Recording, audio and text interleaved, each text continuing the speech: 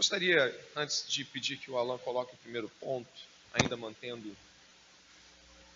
Esdras 9 ali, eu gostaria que você pudesse refletir comigo sobre algo que nós vamos falar agora nesta introdução, que vai constar aí nos primeiros versículos do capítulo 9. Eu gostaria que você pensasse que nós vamos falar de algo muito difícil. Algo que algumas vezes na vida nós recuamos em fazer de tão difícil que é. E eu não quero esgotar aqui dizendo que é a coisa mais difícil da vida, ou não. Eu não quero dizer para você que não existem outras coisas difíceis, mas eu gostaria de lhe dizer que isso que eu vou comunicar-lhes ali agora, neste primeiro começo do sermão, é algo muito difícil de fazer. É algo que quando nós às vezes nos aproximamos, recuamos. É algo que algumas pessoas morrem sem fazer, muitas vezes. E é algo que, ou por medo, ou por conveniência, ou por interesse, ou por algum motivo que faça com que naquele momento você calcule o não. Sim, é muito difícil de fazer e o nome disso é confissão. E aí já pode lançar o primeiro ponto, no qual o verso 1 e o verso 2 vão estar estabelecidos. É muito difícil, de modo voluntário, alguém confessar algo daquelas coisas que quando você está prestes a confessar, você sabe que ou você vai ser visto a partir daquilo, você vai ser julgado a partir daquilo, ou então você estará nas mãos de quem você confessa a partir daquilo. Na sua opinião, você fala, se eu confessar isso, eu estarei nas mãos daquele que me ouve. A confissão, ela é algo muito complicado, porque ela envolve uma série de coisas que nós afirmamos para nós mesmos. Logo, confessar é bastante difícil. Para muitos, vai ser muito difícil a vida inteira confessar que aquele emprego tão bom, que você saiu do emprego, me demitiram. Vai ser muito difícil para alguns dizer que talvez você tenha sido demitido por justa causa. Você vai dizer, armaram para mim. E acontece isso. A gente não quer mostrar que errou, muitas vezes. E é claro, existem outros motivos. Alguns filhos, ainda que questionados, vão negar até o fim que talvez tenham declinado da sua posição de pureza antes do casamento. E se os seus pais lhe perguntassem, eles não teriam coragem de confessar esse declínio moral. Talvez alguns sustentem até hoje deliberadamente mentiras das quais só a imaginar dizê-las para alguém já é de suar frio e se tremer. Talvez alguns cônjuges não vão ter força, coragem, e eu espero que tenham em algum momento orientado. Talvez alguns cônjuges que tenham traído seus respectivos esposo, esposa, não tenham força para dizer isso para ele, para ela. Olha, no namoro aconteceu uma coisa das quais eu não me orgulho. No noivado eu fiz uma coisa terrível. Olha, meu querido, olha, minha querida, hoje a gente está com tantos anos de casamento e eu nem sei se eu deveria fazer isso, mas no começo da jornada eu fiz algo da qual... Enfim, irmãos, confessar é muito difícil. E algumas coisas que nós neste momento estamos pensando se deveríamos confessar ou não, já são, e eu lhe digo como pecador para pecador, ainda que salvo pela graça de Deus, nós ficamos tentando dizer algumas coisas como eu não tenho que confessar isso, isso aí já passou, isso já é passado, acabou, ninguém precisa saber. Nós já buscamos estratégias na nossa mente para que as coisas que estão vindo na nossa mente já fiquem bem lá em um canto escondido. Não, olha só, eu já não sou afetado por isso, ninguém é afetado por isso, já passou, eu não preciso falar isso para ninguém, nem para pastor, nem para liderança, nem para meu marido, nem para minha esposa. eu não preciso confessar isso, eu não preciso pedir desculpa dos meus pais, eu não preciso. Nós começamos numa série de falas na nossa mente agora, e alguns podem, eu não estou falando, jogando verde, nem nada disso, mas alguns de nós podem estar tentando se desvencilhar da confissão, agora mesmo, sentados aí, ou eu de pé aqui. Mas o que acontece aqui no capítulo 9, dê uma olhada, por favor, é que acontece algo muito sério. Estes homens da mais alta estirpe judaica, chefes, eles se aproximam de Esdras e sabe o que eles fazem? Eles fazem uma confissão. O que levou esses homens a fazer isso, meus irmãos? Remorso, culpa, asfixia da consciência, assim como eu já esteve sufocado pela consciência a ponto de falar, se eu não falar hoje eu morro, se eu não falar agora, senta aqui por favor, eu preciso contar uma coisa. Você já esteve diante disso? Já? É terrível, vem sobre você um senso que ou você fala, ou você nem é crente. Eu não estou julgando a sua salvação, eu quero dizer que aquele tormento que a consciência traz naquele momento é tão grande que você tem que fazer. Se você não fizer, você não sai daquele. Você fica esperando o pastor até 11h30 da noite. Último gabinete. O senhor vai me ouvir? O senhor vai me ouvir? Eu espero. Eu pego o Uber, eu espero. O que esses homens fizeram aqui foi uma confissão. E eu tenho absoluta certeza de que a confissão que eles fizeram aqui, ela deve nos deixar muito atordoados, porque a introdução do sermão talvez já tenha mexido com algumas expectativas suas quanto à sua própria capacidade de se confessar. E o capítulo 9, verso 1 e 2, vão dizer assim: acabadas estas coisas, alguns dos chefes vieram falar comigo, falar com Esdras, dizendo, o povo de Israel, os sacerdotes e os levitas não se separaram dos povos de outras terras. Eu gostaria que você pudesse novamente olhar a parte B do verso 1, eu vou repeti-la. O povo de Israel, os sacerdotes e os levitas. Agora vai no final do verso 2. Você consegue rapidinho chegar até o final do verso 2, não é? Lê comigo. Os chefes e os...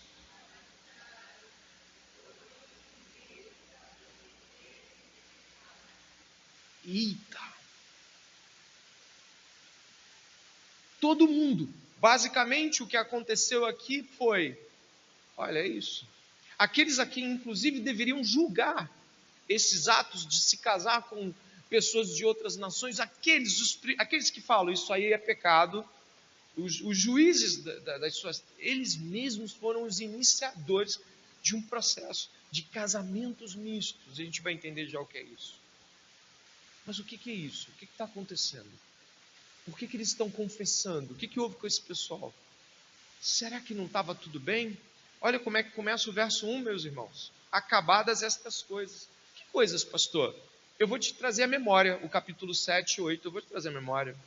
No capítulo 7 e 8, tem toda uma série de dificuldades muito grandes, no qual o rei da Pérsia intervém com um decreto, eles vão, recebem com muito louvor. Final do capítulo 7, Esdras louva o Senhor, e aí começa uma série de acontecimentos muito interessantes de se observar. Esdras louva o Senhor, bendiz o nome do Senhor, eles veem a mão de Deus tocando no coração do rei da Pérsia.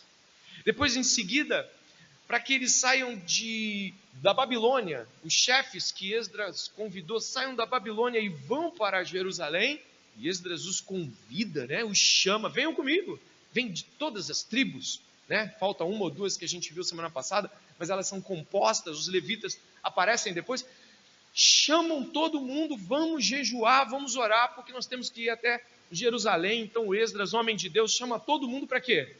Orar e jejuar.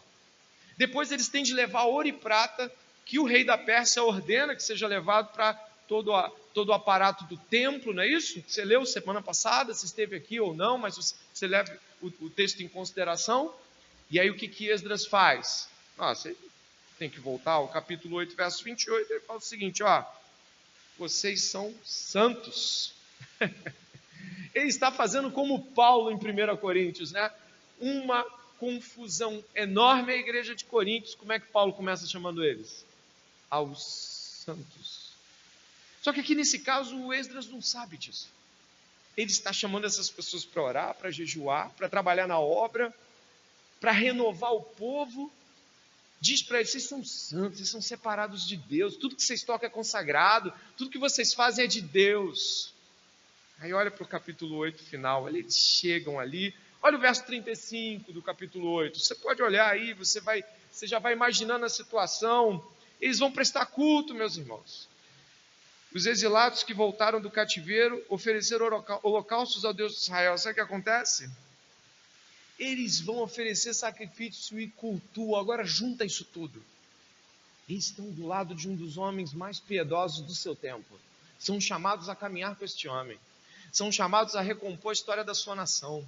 São chamados a orar e a jejuar, a trabalhar na obra de Deus. O homem de Deus olha para eles e fala: vocês são homens santos. Vamos lá. Agora vamos orar e agora vamos sacrificar a Deus. Agora vamos cultuar a Deus. E eles cantavam louvores. Não dá, né? Não deu, né? Sabe o que acontece? O que me deixa aqui extremamente sensibilizado com esse capítulo 9, logo no começo, não foi Esdras que falou: fala. Não deu para suportar. Os comentaristas a qual pude ter contato disseram assim: esses camaradas foram expostos a um tipo de relação com a fé completa. Oração, jejum, santificação, obra de Deus, homem de Deus, Esdras, lei de Deus sendo lida o tempo todo. Esdras está dizendo que ele era homem zeloso, ele tirava da lei de Moisés e fazia, Esdras, conforme a lei de Moisés, expostos à palavra. Inclusive o verso 1 e 2 é uma citação de Deuteronômio 7. E aí o que acontece? Eles confessam. Eu não quero fazer uma inferência no texto, preste bem atenção. Eu não quero dizer o que o texto não diz.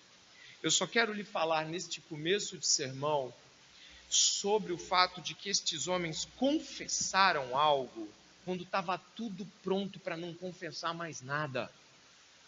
Já tinha saído da Babilônia, deixa quieto, já tinha tudo pronto, já estava tudo direito. Sabe o que acontece? Os filhos casados, está tudo errado, né? Mas ninguém sabe, o Esdras não acompanhou esse processo, não, deixa isso acontecer, não. Aconteceu algo aqui extremamente profundo, quer seja por um incômodo santo, quer seja pela convivência com Esdras, quer seja pelo que você tentar descobrir e não está no texto. Eles confessaram, e eles confessaram com Bíblia nos lábios. Eles confessaram assim, ó: o povo de Israel, verso 1, parte B, os sacerdotes e os levitas não se separaram, ou seja, não se santificaram, linguagem bíblica. E mais à frente, ele vai dizer assim, ó: cananeus, heteus, ferezeus, jebuseus, amonitas, moabitas, egípcios, amorreus, também eles, como os seus filhos, casaram com as mulheres desses povos, e assim a linhagem santa se misturou com os povos dessas terras. E os chefes dos magistrados foram os primeiros a cometer como é que ele termina? Ele tem consciência de que isso foi o quê? Pecado. Sabe o que é isso, né? Isso é uma confissão. Ele pegou a palavra de Deus, ele olhou, falou assim: olha, o que a gente está fazendo, o que a gente está vivendo, o que nós fizemos, o nome disso é pecado. E entregou nas mãos de Esdras. E eu vou lhe dizer aqui uma coisa: por que você contaria isso? Pensa comigo, por que esta noite, se aparentemente está tudo bem aqui entre nós, está tudo bem. Eu, por exemplo, não estou pregando, sempre falo isso para os irmãos. Quando eu sinto que eu posso pregar alguma coisa que possa ter um duplo terceiro sentido de alguma confissão que eu ouvi durante a semana, eu tenho que me abster. Às vezes não dá, porque o sermão já está marcado naquele dia, já há muitos meses você já separa o sermão. Aí às vezes não tem como fugir, tem que pregar, né? Mas eu tento fugir ao máximo de exemplos ou alusões que possam parecer que foi a minha conversa que eu tive com você. Então, nesse momento, estou bem livre, segundo a palavra de Deus, para dizer o seguinte: o que te faria nesse dia de hoje contar qualquer coisa que seja?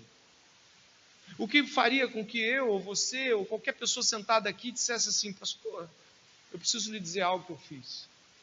Ou então você irmã chegasse a uma outra irmã que te acompanha, que te ajuda, e fala assim: eu quero te falar uma coisa. Eu fiz isso. Estou fazendo isso.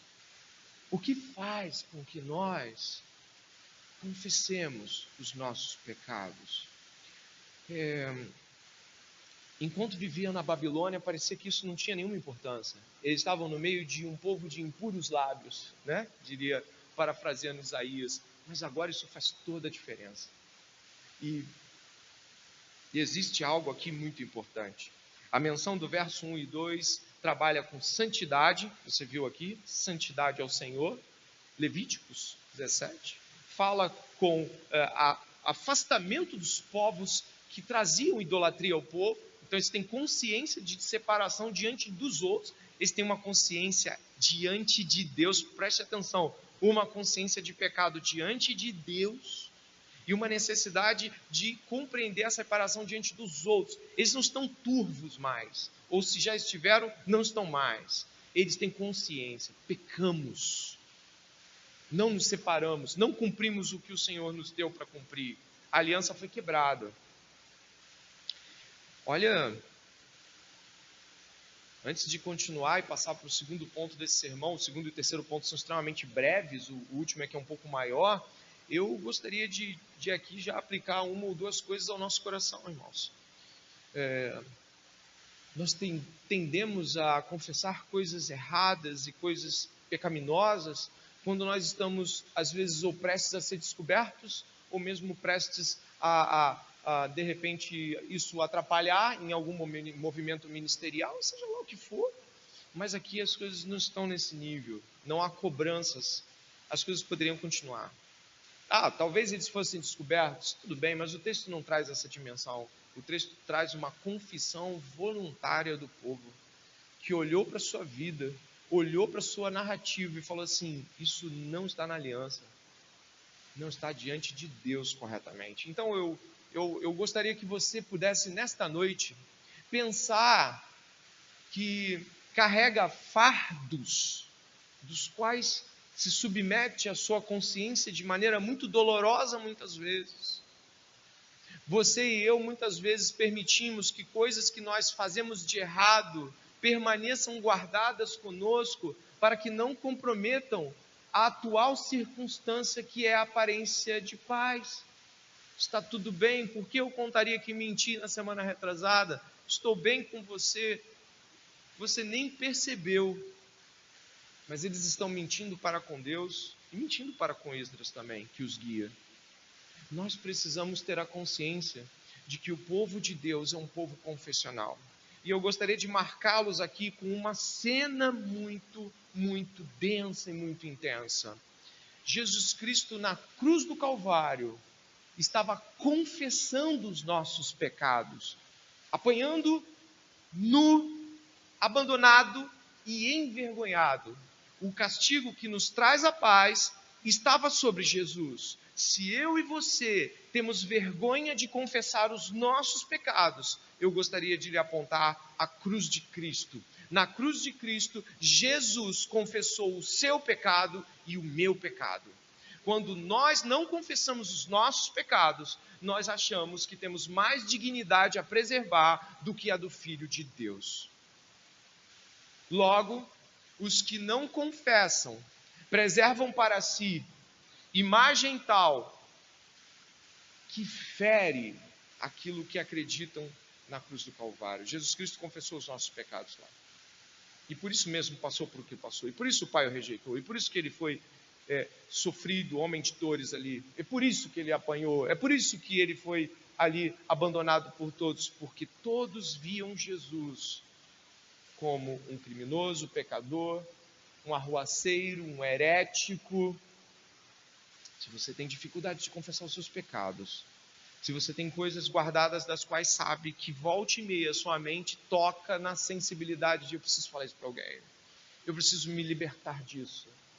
Se você mantém relacionamentos com as pessoas da igreja, da família, pessoas do seu trabalho, pessoas das quais você sabe muito bem que mentiu em dado termo e as coisas ficaram por ali mesmo. Você não voltou mais ali, você não quis mais voltar ali. Está tudo bem. Não está tudo bem. permanecemos diante de Deus todo o tempo, como agora.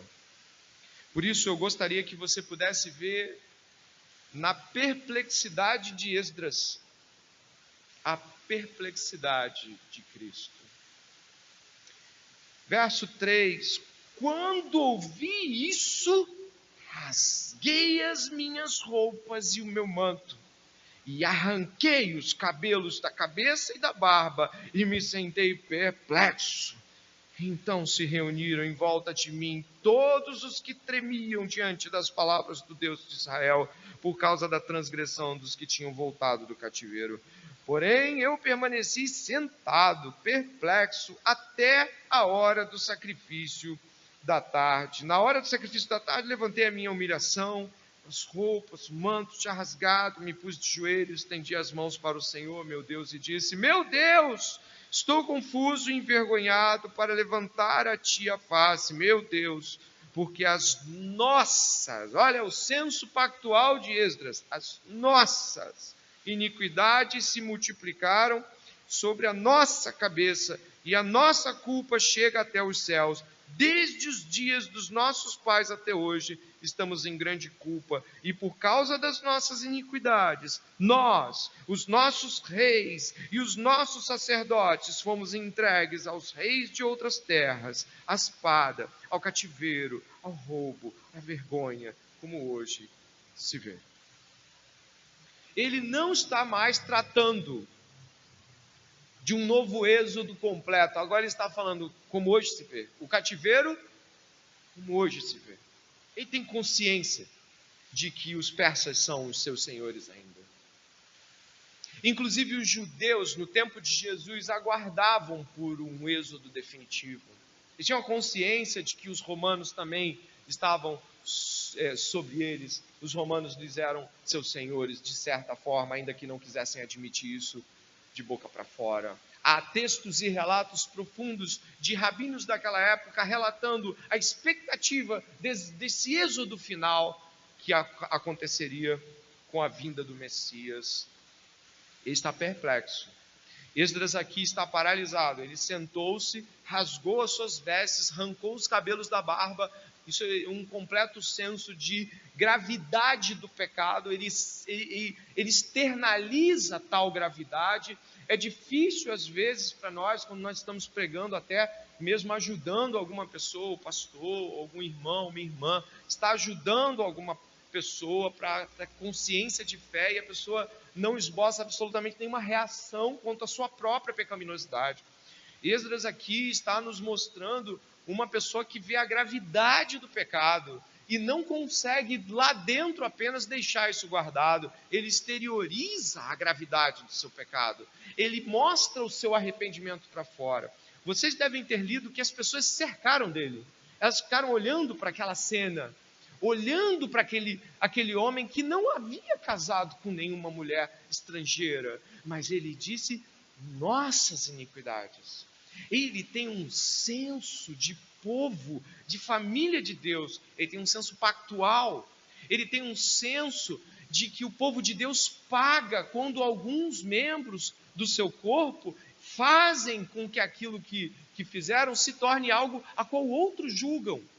Eu quero falar de coisas simples, para falar de coisas de você e de mim, mas falar de coisas simples. Você, cristão evangélico, não é categorizado por aqueles que erram lá fora? Pelos pastores que roubam, pelas igrejas que mentem e enganam. Nós somos muitas vezes contados com aqueles que fazem um monte de outras coisas. E nós não somos, é claro, pessoas isentas de pecado. O que eu quero dizer aqui é que muitas e muitas vezes o povo de Deus não percebe que está sujando a si mesmo e ao seu próprio povo. Por isso, Esdras nos é também um exemplo de alguém que tinha a sensibilidade de dizer nós, ao invés de dizer você pecou. Nós. Um senso profundo de que se Deus tivesse que fazer algo e ele teria que fazer como justo Deus, Deus vai lá e executa a sua justiça, faria sobre todos nós. Todos pagariam. Jesus Cristo morreu pelos pecados do seu povo. E quando nós entendemos a realidade, a perplexidade aqui, nós vemos que a compreensão pactual de Esdras deve ser a nossa compreensão pactual, quando nós ouvimos confissões, quando você ouve a confissão de um crente, quando alguém se aproxima de você para relatar algo pesado. Eu comecei falando do sermão da sua e da minha confissão, agora eu estou falando da confissão do outro, aquela que chega até você, e ao invés de você falar assim, nossa, como vamos resolver isso? Como nós vamos sofrer com isso juntos? Como nós vamos... Não, agora você vai se dar muito mal. Agora você vai ter que ser exposto e humilhado pelo que você fez. Sabe? A compreensão pactual de Esdras. E aí pacto, aliança, fidelidade, é uma compreensão que tem a ver com a própria dimensão do pecado do seu povo. Para tal, eu gostaria que você pudesse ir comigo até Deuteronômio, no capítulo de número 7. O que houve? O que esse povo fez de errado? Você vai entender duas coisas.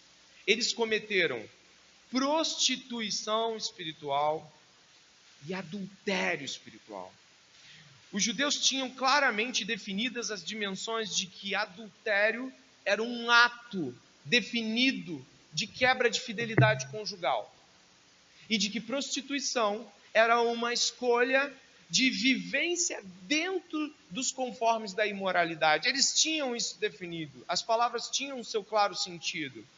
Deuteronômio capítulo 7 diz assim: quando o Senhor, seu Deus, os levar para a terra que vocês vão possuir, e tiver expulsado muitas nações de diante de vocês, os heteus, os girgazeus, os amorreus, os cananeus, os ferezeus, os heveus e os jebuseus, 7 nações mais numerosas e mais poderosas do que vocês.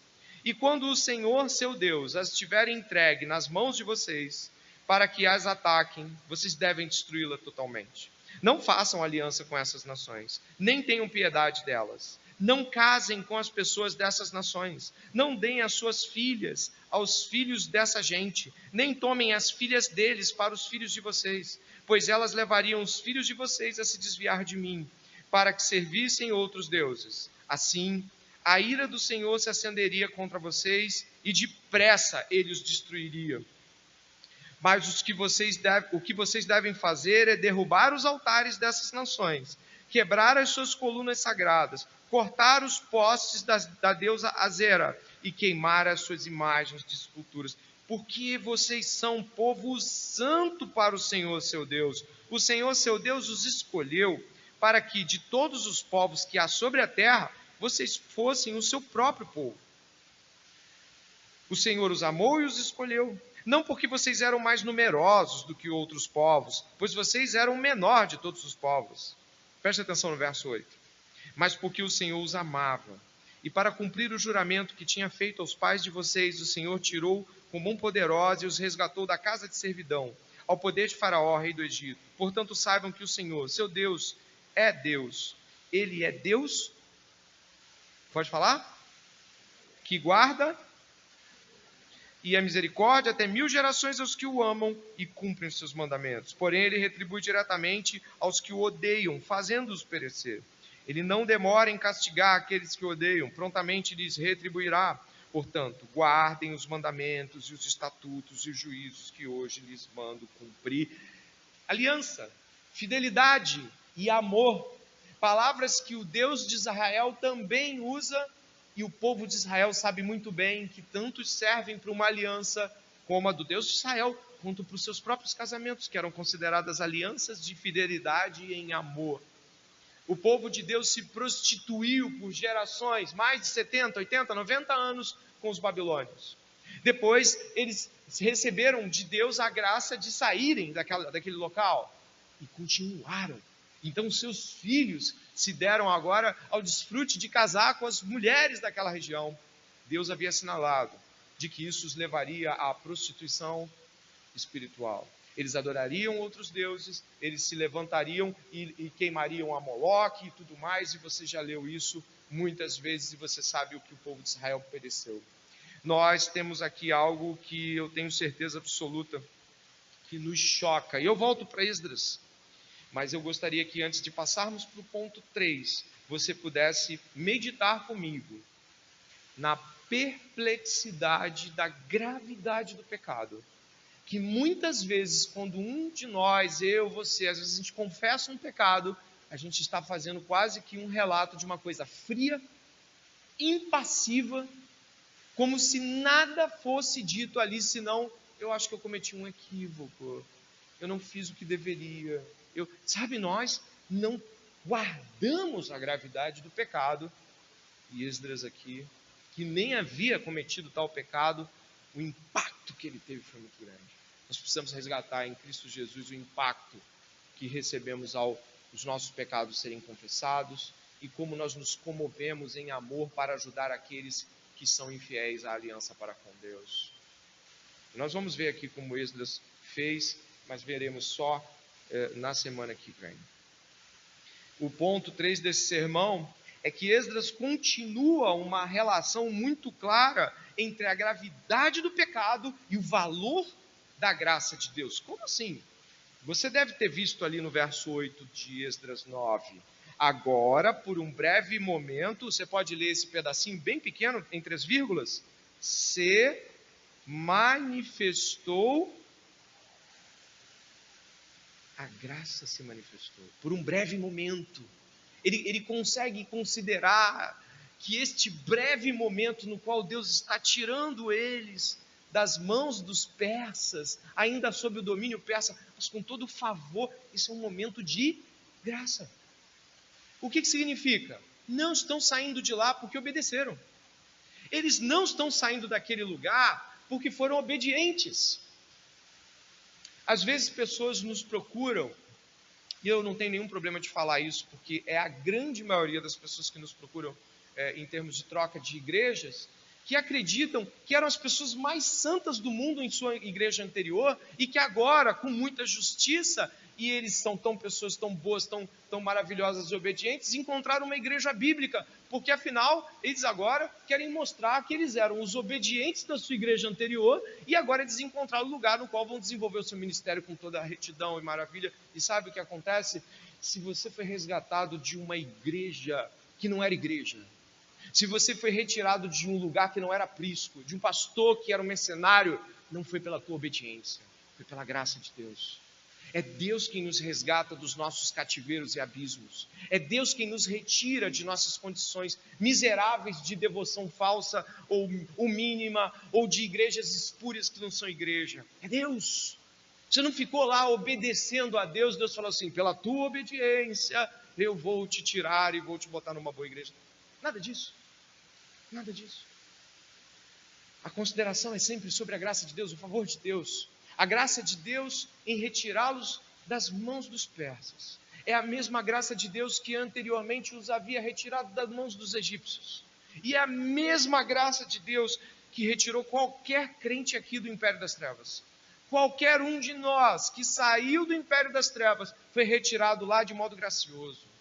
Não foi obediente para sair de lá. Saiu de lá arrancado pelo Senhor, desenraizado pela graça de Deus, salvo pela graça de Deus, não por obras, para que ninguém se glorie.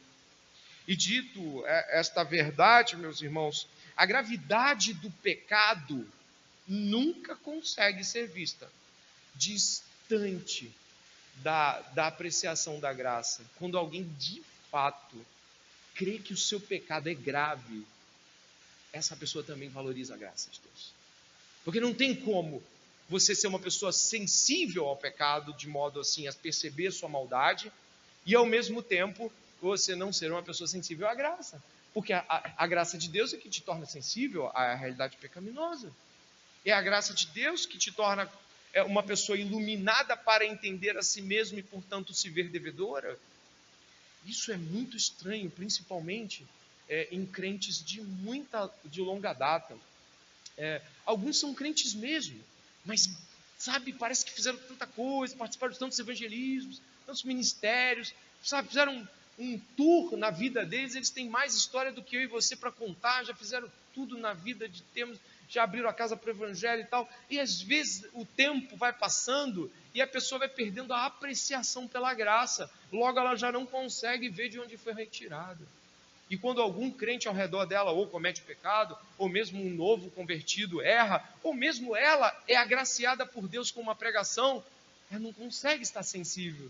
É capaz dela dizer: já ouvi isso, Jesus salvou a gente, é isso aí, Jesus salvou, a gente vai para o céu. Como um crente pode dizer isso? Ele está muito insensível, dizer assim: não, já sei o que você vai falar, pastor, que a gente foi salvo pela graça, e que a graça de Deus nos constrange, o amor de Deus, o morreu por todos, logo todos morreram. Eu conheço esses versículos, pastor. Então como seus lábios não tremem, diria os puritanos? Como você não com temor e reverência se aproxima diante desses versículos e treme diante da presença de Deus?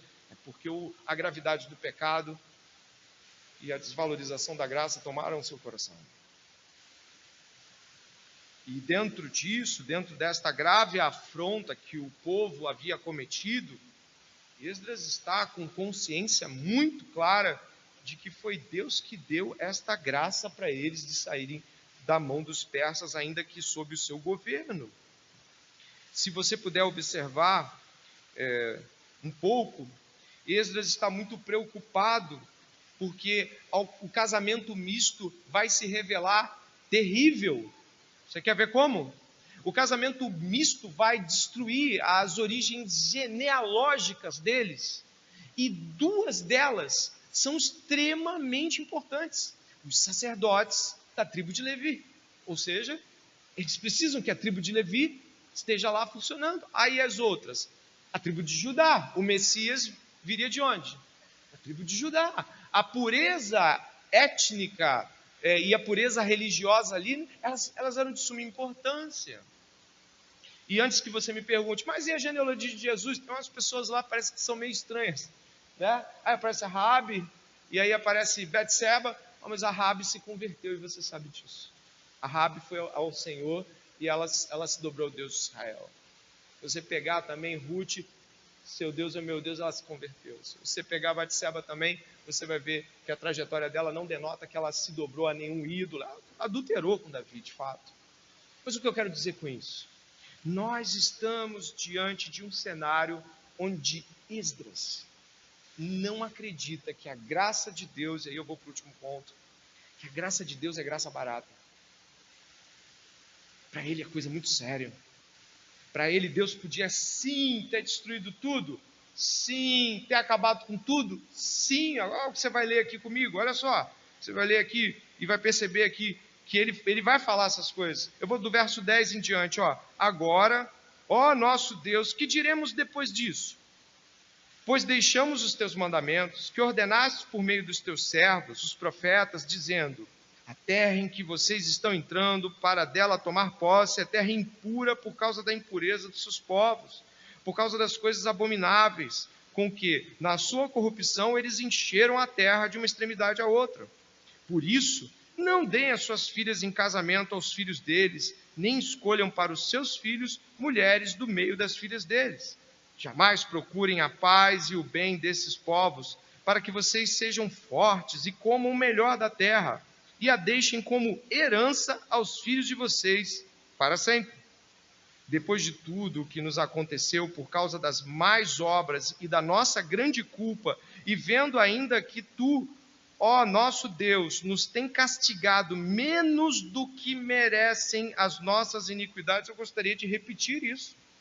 Olha o que está escrito: nos tem castigado menos do que merecem as nossas iniquidades, e ainda nos deste esse restante que escapou. Será que poderíamos voltar a transgredir os teus mandamentos e nos unir em casamento com os povos que praticam essas abominações? Não te indignaria contra nós ao ponto de nos destruíres completamente, sem que houvesse nenhum remanescente, nem alguém que escapasse?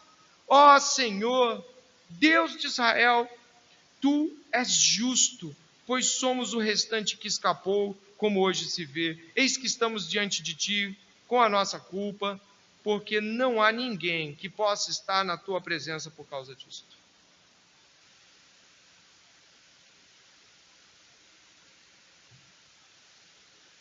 O verso 6 é tremendo.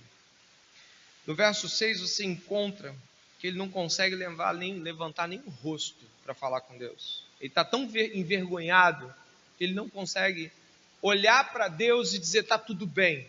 Não está tudo bem, ele não está conseguindo se manter diante de Deus, diante do que está acontecendo. Depois ele remonta as palavras de Deus e diz, Deus, vou usar um termo coloquial, apanhamos muito menos do que merecíamos.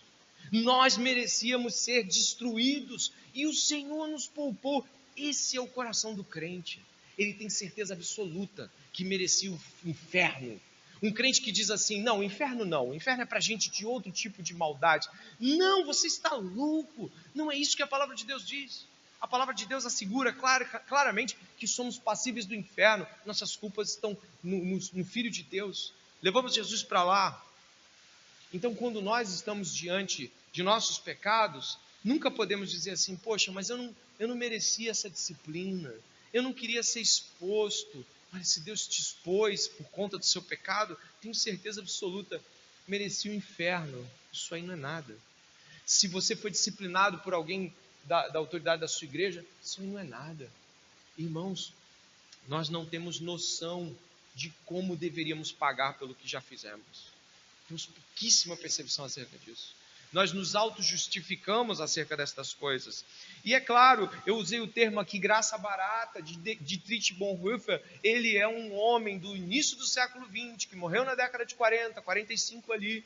Ele foi preso por Hitler, ou na verdade preso pelo nazismo. Ele foi enforcado, ele era um pastor luterano. Enfim, muitos conhecem a história de Dietrich Bonhoeffer. E no tempo dele já havia, como há no nosso tempo, muita gente tratando o que Jesus Cristo fez na cruz do Calvário por qualquer coisa. Tratando de salvação como se fosse uma coisa assim, basicamente simples. Né? Jesus morreu pela gente, está tudo bem. Eu pequei, mas tá, quem não peca, pastor, também. Isso não é fala de crente. A fala de um cristão sente o peso da cruz de Cristo quando fala do seu próprio pecado.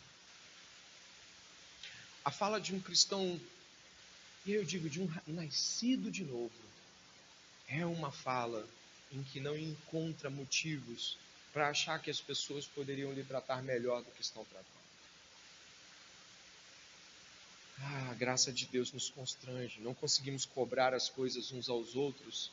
E eu digo cobrança no sentido de acharmos que temos mérito em sermos bem tratados, olhados, bem quistos, porque quando olhamos para o que Deus fez na cruz do Calvário em Cristo Jesus, a gente dá para trás e fala, desculpa, você pode fazer o que você quiser, que eu ainda devo lhe servir.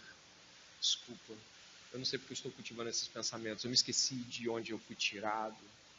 Eu estava lendo, né, sobre a graça barata, que é um conceito desse pastor luterano, dizendo que tem muita gente que não valoriza a graça de Deus, ou seja, o favor de Deus sobre a vida de todos os crentes, de cada um de nós. E ele usa esse termo, graça barata. Parece que ela não tem valor, parece que você foi salvo pela graça, isso é qualquer coisa. Não é assim não. Eu fiz uma concadenação de alguns versículos, dentre tantos que podia escolher, para explicitar algumas dimensões dessa realidade salvífica de Jesus Cristo, antes de nós completarmos a fala de Esdras aqui. Em Levíticos, né? Eu acho que eu coloquei aqui nela. Em Levítico capítulo 17, verso 11, quando Deus está falando sobre propiciação, ou seja, sobre oferecer sacrifício para apaziguamento, para tornar própria a relação com Deus. Olha o que é dito aqui, pois a vida da carne está no sangue. Eu dei a vocês para fazerem propiciação por vocês, mesmo no altar. É o sangue que faz propiciação pela vida. Olha que afirmação enorme, grande. Deus está dizendo o seguinte, é o sangue que vai trazer esta paz. Você oferece o sangue e o sangue é um sinal de apaziguamento em relação à divindade, é um sacrifício de apaziguamento, é algo que aplaca a ira da divindade, aplaca a ira de Deus. Agora, olha o que Romanos vai dizer em 6,23, você pode me ajudar? Eu estou com a voz um pouco difícil hoje. Lê comigo esse Romanos 6,23, ou lê para mim, por gentileza. Pois o salário...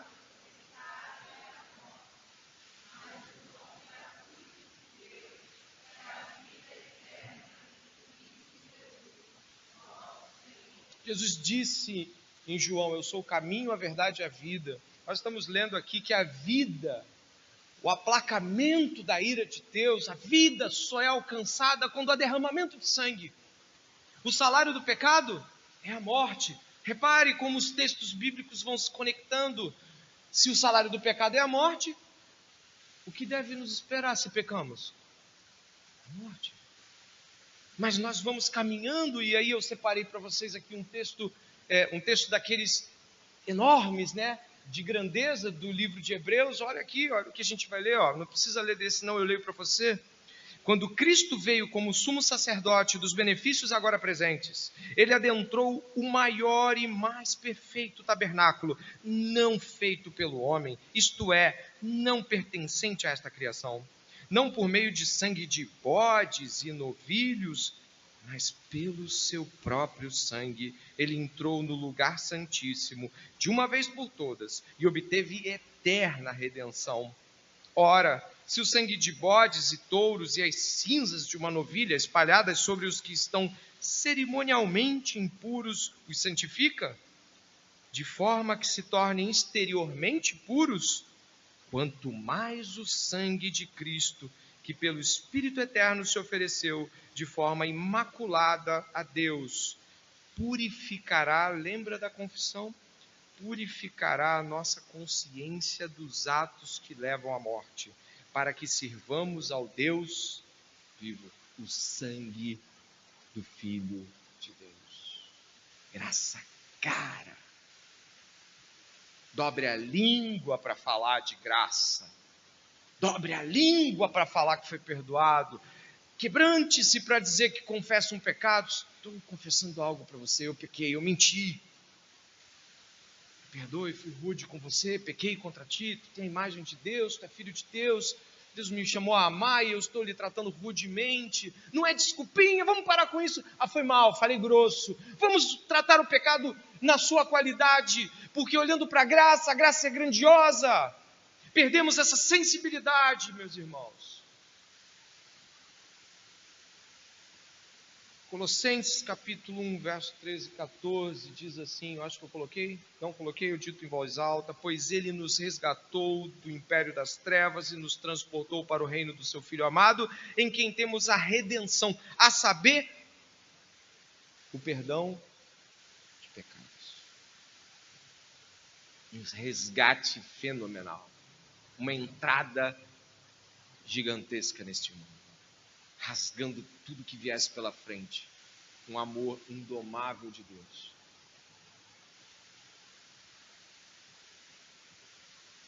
Ainda falando sobre o pastor luterano Dietrich Bonhoeffer, ele vai falar sobre graça, e eu vou citar aqui algumas colocações dele. Nós estamos terminando, são os últimos 5 minutos do nosso sermão, eu peço que você tenha atenção no que vai ver agora. Ele diz assim, a graça barata é a pregação do perdão sem arrependimento. É o batismo sem a disciplina de uma congregação. É a ceia do Senhor sem confissão de pecados. É a absolvição sem confissão pessoal. A graça barata é a graça sem discipulado. A graça sem a cruz. A graça sem Jesus Cristo vivo encarnado. E segue. A graça preciosa é o tesouro oculto no campo, por amor do qual o homem sai e vende com alegria tudo quanto tem. Pérola preciosa, para adquirir a qual o comerciante se desfaz de todos os seus bens, o governo régio de Cristo, por amor do qual o homem arranca o olho que o escandaliza, o chamado de Jesus Cristo, ao ouvir do qual o discípulo larga as suas redes e o segue.